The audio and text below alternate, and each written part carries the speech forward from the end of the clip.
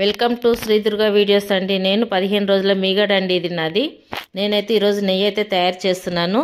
సగం మిక్సింగ్ బౌల్లో వేసుకొని అయితే మిక్స్ అయితే కొంచెం వాటర్ పోసి మిక్సీ అయితే పట్టుకున్నానండి. మిక్సీ పట్టుకుంటే మనకైతే ఇలా అయితే వెన్న అయితే వచ్చేస్తుంది. కొంచెం వాటర్ లేకుండా మొత్తం అయితే వంపేసుకోవాలండి.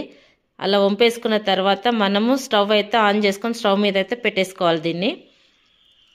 అది కొంచెం కొంచెంగా కరగడం ప్రారంభమవుతుందండి. మొత్తం కరిగిన తర్వాత ఇలా అవుతుంటుంది. మనమైతే మధ్య మధ్యలో కలుపుతూనే ఉండాలండి. నేను ఇందులో ఇలాచి ఒకటి బిర్యానీ ఆకు వేసానండి స్మెల్ కోసం. స్మెల్ అయితే చాలా బాగుంటుందండి, చాలా టేస్ట్ కూడా మంచిగా వస్తుందండి నెయ్యి అయితే. మొత్తం అయిన తర్వాత ఇక ఇలా అయితే మనకు అవుతుందండి. మొత్తం బ్రౌన్ కలర్లో వచ్చేసేయాలండి నెయ్యి అంతా. ఇలా వచ్చిన తర్వాత ఒక సీసం బౌల్ అయితే తీసుకొని అదైతే శుభ్రంగా వాటర్ లేకుండా తుడుచుకొని అందులోకి అయితే వడగట్టుకోవాలి. మొత్తము